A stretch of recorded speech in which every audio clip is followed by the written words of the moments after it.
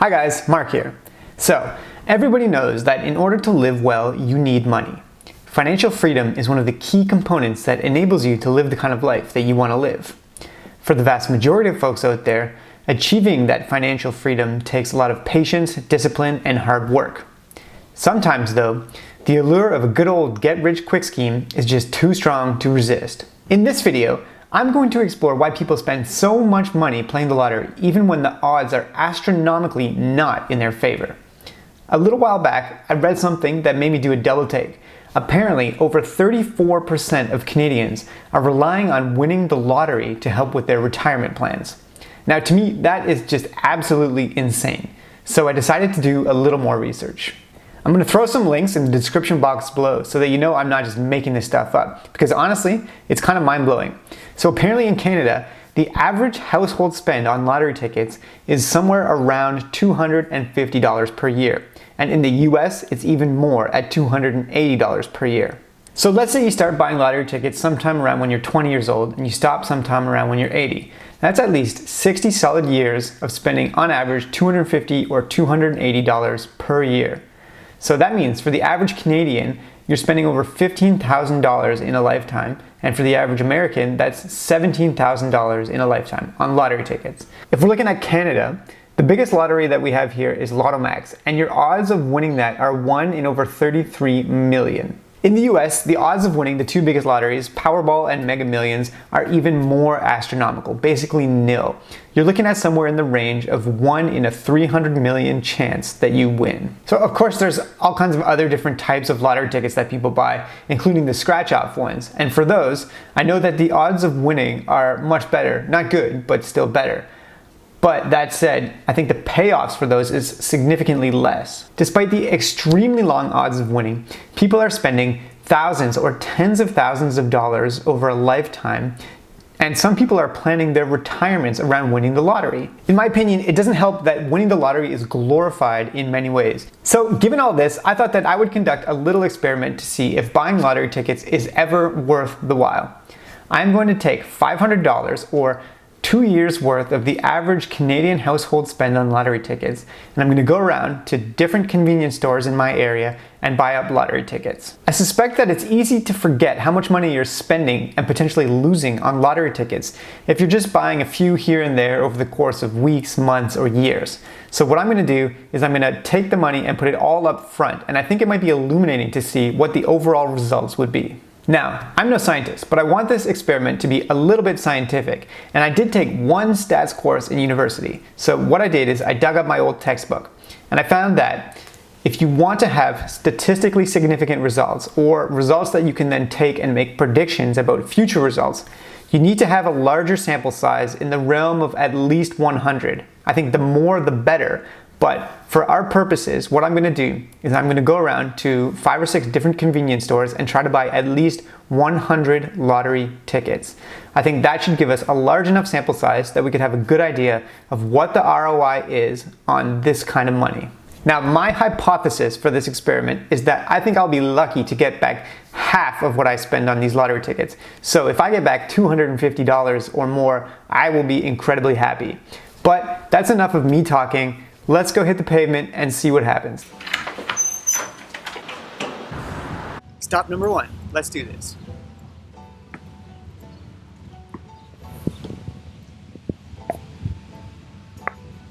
Okay, so I'm going to buy some lottery tickets today. Can I get one of each different type? One? Yeah, of each one. One of each, like all. Are you old enough? Do you want to see my ID? Yeah, old enough. But you look young, your face like thank baby. you. I'll take that as a compliment. That's it? Yep, that's it.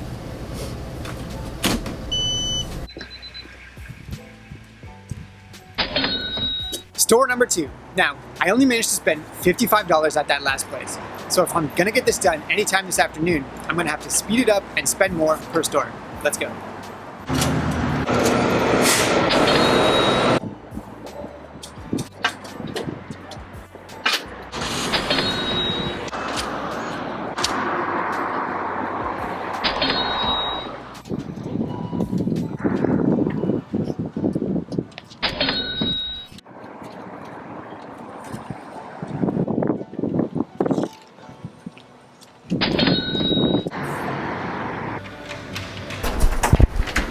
All right, back at home now.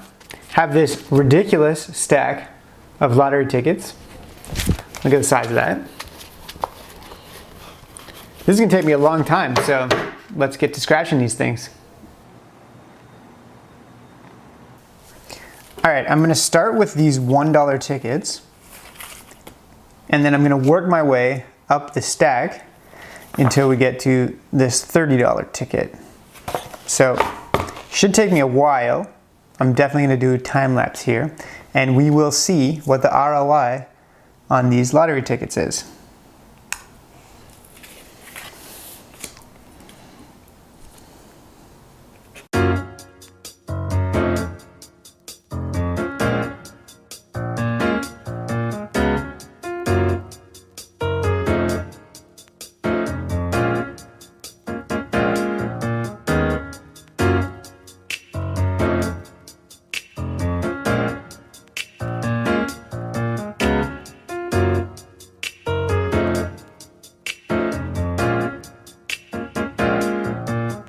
All right, so out of the $1 stack, we only had one winning ticket, and it was this one for $1. So total dud. Moving on now to the $2 stack. Hopefully we have a little bit more luck with this one. Oh, nope, never mind. So I got this one, and it says win 2 times $2. I'm not sure what that means, but maybe that's another winner. Well, that's it for the $2 tickets, and I may have won nothing, or I may have won something on this. I'll have to look into that and check. But overall so far, my ROI on $1 and $2 tickets is terrible. All right, moving on now to the next stack, the $3 lottery tickets.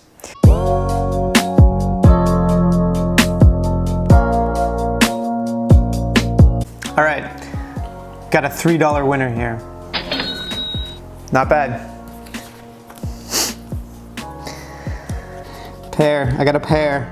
What's that mean? You have to match these little symbols to the stupid things.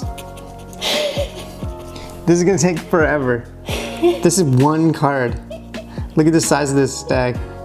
This isn't even funny. I hate this. I hate this so much right now. It's like torture. This is actually, I'm not looking forward to this anymore. Dice. This is fun though. Ladybug. A ladybug. A ladybug.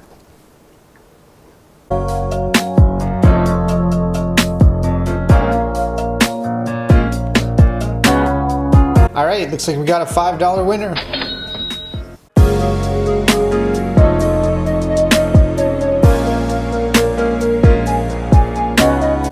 All right, so we got another winner here, this one for $3 on a little bit of a streak.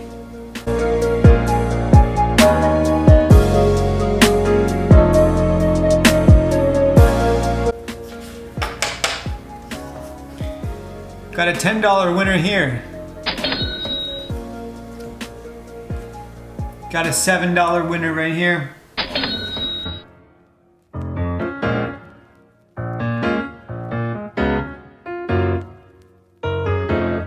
G59. Gotta call it out like you're actually playing bingo, you know? All right, got a $6 winner here, and that's the last of the $3 tickets. Moving on to the $4 tickets now. First $4 ticket's a winner, and we won $4. $20 off this one. Won $6 on this one. Got a big win of $4 here. $4, folks. All right, moving on to the $5 tickets now. Got a big stack of these.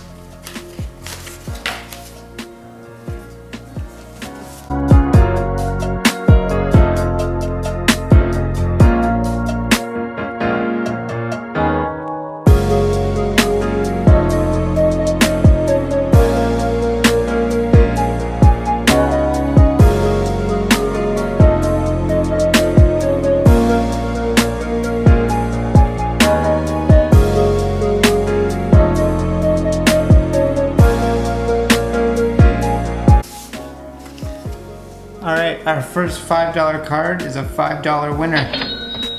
Got a $5 winner here. Second one. Got $10 here. That's 2 in a row. Got $25 on this one. We're doing well on 5 times the cash. Got a $5 winner here.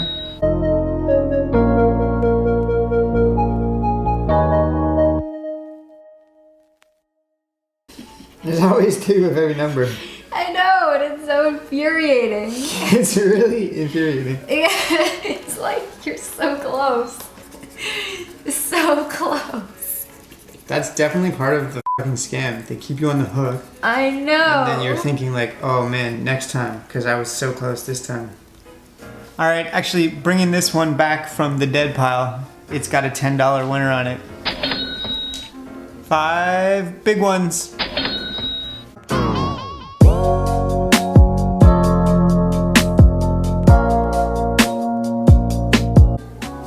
$5 for that one. And that actually does it for the $5 cards. Only got 5 left, and these are the high rolling ones. Let's start with 10. All right, one $20 ticket.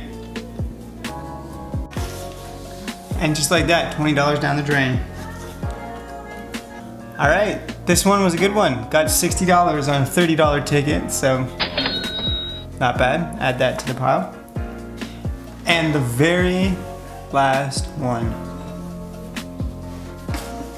And the last card is worth nothing. All right, there you have it. The pile on the left are the winners, and the pile on the right are the losers. And look at the pile of garbage in the middle. All right, so the results. Now, before I break down the numbers for you, I gotta say, we made a few mistakes because we were trying to scratch so quickly that we missed a few things. And when I went to the store, I found that actually I won $17 more than I thought I did. So let's add that to the total. Brass tacks time, guys.